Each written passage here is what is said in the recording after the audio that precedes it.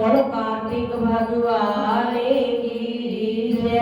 बंदो चरण सरोज गुरु मद मंगल आधार। जैसे मत नर होते हैं भव सागर से पार।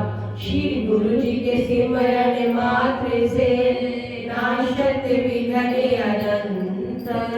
ताते सर्व आरंभ में ध्यात है सब संत।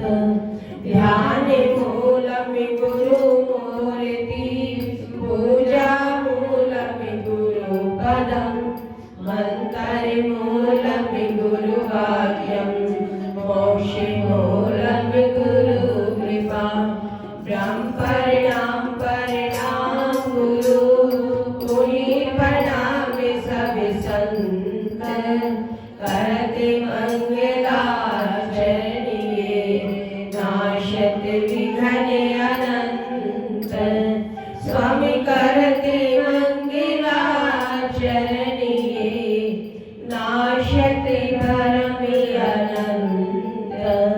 बोलो जयकारा बोलो मेरे श्री गुरु महाराज की जय। बोलो परम पूजनीय श्री संत ब्रह्मानंद महाराज की जय। हरि ओम नमो भगवते वासुदेवाय। हरि ओम नमो भगवते वासुदेवाय। हरि ओम नमो भगवते वासुदेवाय।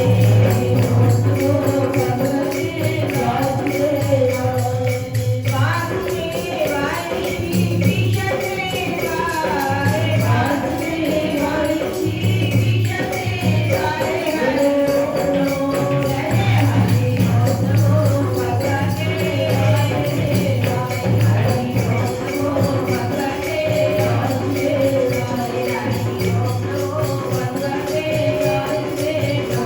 हरि ओम नमो भगवते वासुदेवाय।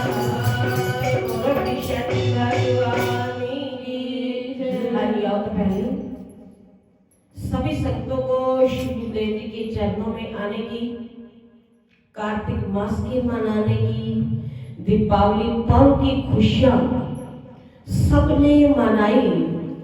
गुरुदेव के पावन आशीर्वाद से दीपावली पर्व की सभी संतों को, सभी भक्तों को, सभी घर परिवार वालों को लाख लाख बधाइयां, लाख लाख बधाइयां, लाख लाख बधाइयां। गुरुदेव कृपा निधान भक्त वत्सल भक्तों की सहारे पग पग के ऊपर अपने भक्तों के कार्य संवारने वाले, भक्तों की रक्षा, भक्तों के विरत को बचाने वाले हैं। कि देखो दीपावली का पर्व कितना महान, पूरे ऑल वर्ल्ड के अंदर इसको मनाया जाता है बड़ी श्रद्धा और विश्वास के साथ। तो अभी हम सुन रहे थे इन विश्वास को, गुरु महाराज जी के चरणों के अंदर हमारा विश्वास कैसा हो, कितना हो कि सेजा वेदा जावे मेरा सिक्खी सिदग ना जाए। कि अगर गुरु के बदले कोई हमारा सिर भी उतार ले तो हम देने को तैयार रहे। कि सिर दित्या गुराज जी का प्यार मिले, सिर दित्या गुराज जी का प्यार मिले ते तावी सौदा सस्ता है। तो भी सौदे को क्या समझो, ये सस्ता है, महंगा नहीं। तो गुरुदेव को, जब गुरुदेव से हम गुरु मंत्र लेते हैं, गुरु दीक्षा लेते हैं, तो गुरु को 4 चीजें अर्पण करनी होती है। कि तन, मन, धन और वाणी। कि तन से हम गुरु दरबार की सेवा को कमाएं और मन से हरि सिमरन करें और धन को अच्छी तरफ लगाएं और वाणी से कभी को बोल ना बोले। कि जब भी बोले तो वाणी से मीठा बोले। बोले कि वाणी ऐसी बोलिए मन का आपा खोई, ओरन को शीतल करे और आप भी शीतल होई। कि गुरु महाराज जी का जो शब्द है कि हम प्रेम से किसी के साथ जय श्री सच्चिदानंद बोले तो हमारा भी दिल ठंडा होता है, दूसरे वाले बोलने वाले का भी दिल ठंडा होता है, शांत होता है। कि प्रेम से दो शब्द बोलेंगे तो मन कितना सुख और आनंदमयी होता है, कि कितना आनंद बरसता है गुरु के वचनों के अंदर, गुरु के ध्यान के अंदर। जब आप ध्यान को लगा लेते हैं तो उस वक्त हमें सतगुरुदेव के नजारे नजर आते हैं कि हम गुरुदेव से क्या मांगे। कि गुरुदेव आपके चरणों के अंदर हमारा मन विश्वास की डोरी हमेशा पक्की रहे। कि हम क्या चाहते हैं गुरु महाराज जी से कि हमें दुनिया का सुख मिले, वैभव मिले। कोई दुख चाहता है? कोई दुख नहीं चाहता। कि केवल कुंती ने क्या वर मांगा था भगवान से कि हम तो दुनिया की वैभव सुख समान ये मांगते हैं। कि कुंती ने क्या मांगा? कि कुंती की विश्वास को देखो कि कुंती ने अपने मुख से उच्चारण किया कि प्रभु मुझे दुनिया की सुख नहीं चाहिए, वैभव नहीं चाहिए, धनमाल नहीं चाहिए, कि मुझे तो आपके चरणों का प्यार चाहिए, ध्यान चाहिए, सिमरन चाहिए। कि मुझे राम नाम रूपी धन चाहिए, कि मुझे दुनिया के सुख नहीं चाहिए। कि दुनिया के सुख मिलने पर क्या होता है कि हम मालिक के नाम को भुला देते हैं, भूल जाते हैं कि मुमकिन है कि किसी के पास किसी हम धन वाले को देख लें, हम तो दिल के अंदर यही सोचते हैं ना कि धन वाला कितना सुखी होगा, कि उसके पास तो ऐशो आराम के सारे साधन है, सब कुछ है, तो वो कितना सुखी होगा। लेकिन नहीं, कि वो क्या कहता है कि मेरे जैसा कोई मेरे समान दुखी नहीं है। कि इतना धन माल सुख वैभव होते हुए भी मैं दुखी हूं। तो सुखों के अंदर हमारा मन लालायित हो जाता है कि सुख है तो मालिक के नाम के अंदर है। तो कुंती ने भगवान कृष्ण के चरणों के अंदर दुख का वरदान मांगा कि प्रभु कि मुझे आप दुख पे दुख देते रहो, कि दुख आने पर मैं आपके नाम को याद तो करूंगी, हर श्वास श्वास के अंदर आपके नाम की रटन तो लगाऊंगी। तो कुंती ने क्या शब्द उच्चारण किया कि सुख के माथे सिल पड़े, कि उस सुख को क्या लगे, पत्थर लगे। कि सुख के माथे सिल पड़े जो पल पल नाम रटाए, कि सुख के माथे सिल पड़े जो नाम हृदय से जाए, कि बलहारी उस दुख पे जो पल पल नाम रटाए।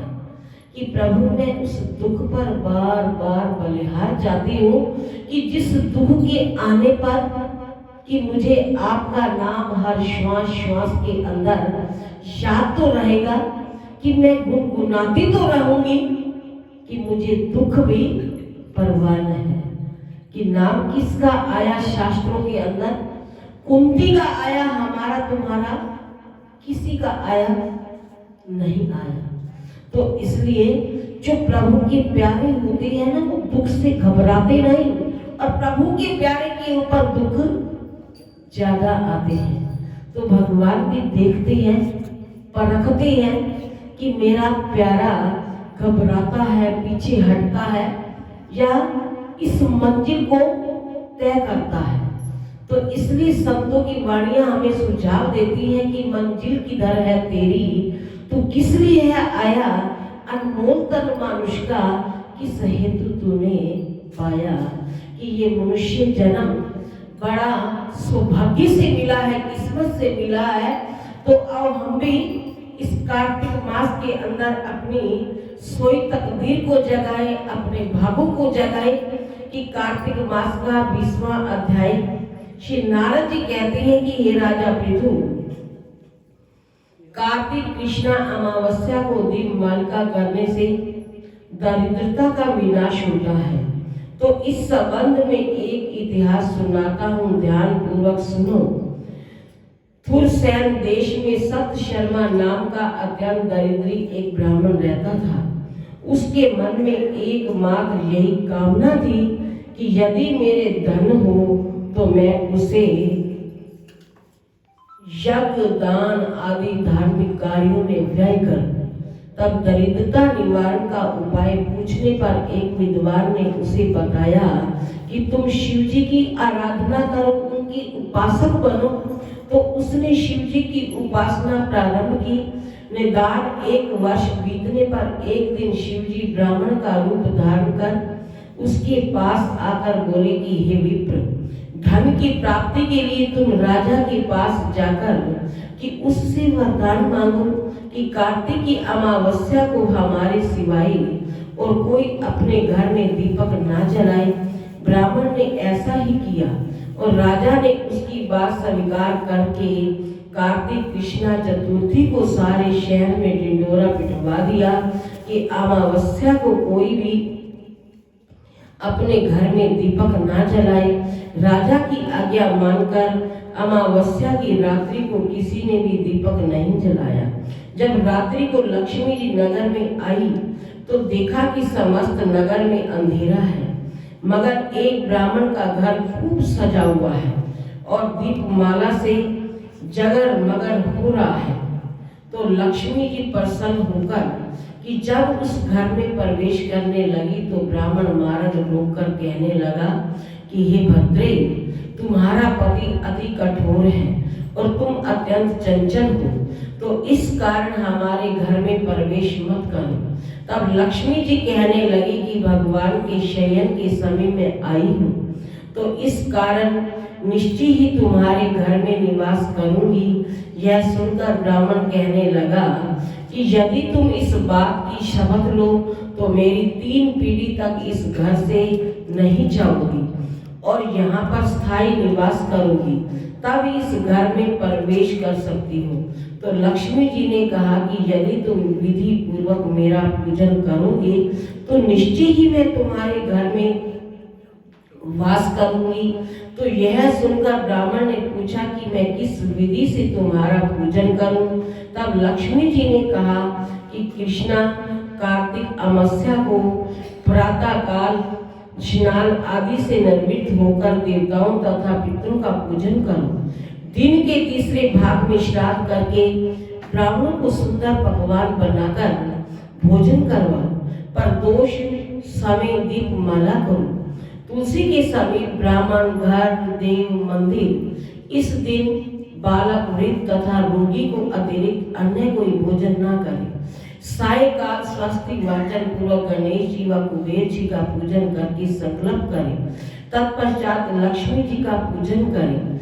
कमल के आसन पर स्थित कमल के फूलों की माला धारण करने वालों, कमल जैसे नेत्र, गंभीर नाभि, स्तन से भार से नभ, सुंदर वस्त्र, देवताओं के हों या यथो द्वारा मणि युक्त घड़ों से स्नान करने वाली, हाथ में कमल पुष्प लिए ऐसी लक्ष्मी मेरे घर में निवास करे। सर्वप्रथम लक्ष्मी जी को आसन दे, फिर पाद, अर्घ, आचमन इन सब का वस्तुओं को अर्पण करके नमस्कार करें, दीप जलावें और समस्त रात्रि भगवान का कीर्तन करें। तो इस प्रकार कुबेर तथा लक्ष्मी जी का पूजन करके ब्राह्मणों को भोजन करवावें। तत्पश्चात बंधु बांधवों सहित स्वयं भी भोजन करें। सत शर्मा ने विधिवत इसी प्रकार किया, तो जिससे उसके यहाँ काफी धन धान्य हो गया। तो इसके बाद उसने अनेक यज्ञ भी किए। फिर सत शर्मा विरक्त होकर मथुरा चला गया और वहीं पर समाधिस्थ होकर विष्णु लोक को प्राप्त हुआ। कि जो जीवन के अंदर अपने नित्य कर्म को कि सही मायने से करता है तो उसे सारे फलों की प्राप्ति होती है। कि देखो कि सत्य शर्मा विरक्त होकर जब मथुरा गया तो वहां पर उसने समाधि ले ली और विष्णु लोक को प्राप्त हो गया। इति 20वां अध्याय संपूर्ण। बोलो कृष्ण भगवान की जय।